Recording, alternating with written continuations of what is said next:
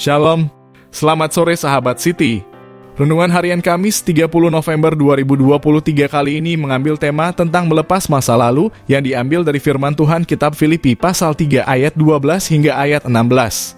12. Bukan seolah-olah aku telah memperoleh hal ini atau telah sempurna, melainkan aku mengejarnya. Kalau aku dapat juga menangkapnya, karena aku pun telah ditangkap oleh Kristus Yesus. 13.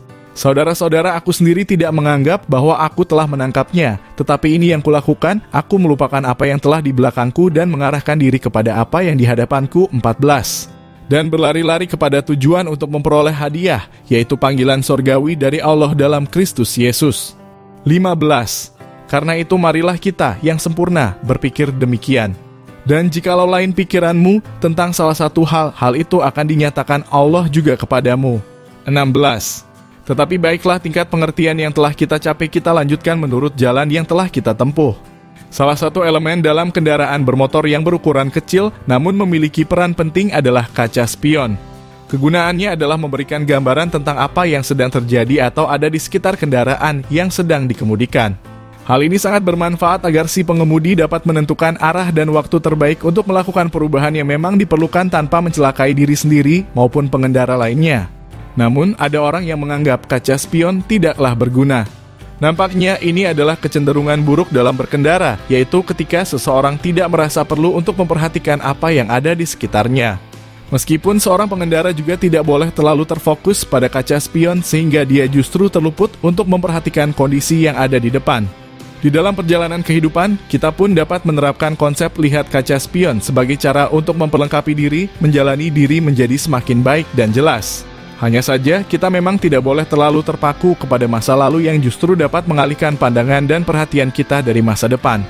Paulus pun memberikan kesaksian mengenai keputusannya dalam mengikut Kristus yang membuat dia tidak lagi mengarahkan diri kepada pengalamannya di masa lalu, yakni segala situasi dan kenikmatan hidup yang ia dapatkan sebelum mengenal Kristus, bahkan pada saat ia masih menjadi pemburu murid-murid Kristus.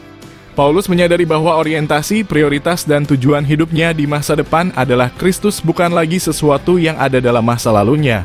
Pernyataan bahwa Paulus melupakan masa lalunya merupakan penegasan bahwa ia tidak lagi terikat pada segala kenangan dan kenikmatan dalam kehidupan masa lalunya. Ia tidak lagi menginginkan segala hal yang telah terjadi sebelum ia mengenal Kristus. Baginya, saat ini dan masa depannya adalah Kristus. Sahabat Siti, apakah kita pernah mengalami keterikatan dengan kenangan masa lalu yang justru menghambat proses pertumbuhan iman dan karakter kita menjadi lebih baik?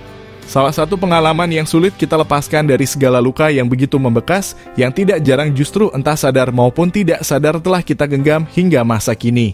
Alhasil, kita pun sulit untuk melangkah dengan hati, pikiran, dan perhatian yang terarah ke masa depan. Ingatlah, Kristus adalah tujuan utama kita. Oleh sebab itu, serahkanlah hidup kepadanya tanpa perlu lagi mengikat diri pada masa lalu yang menghambat. Kiranya renungan harian kali ini dapat menjadi berkat sekarang dan selama-lamanya. Tuhan Yesus memberkati kita semua. Amin.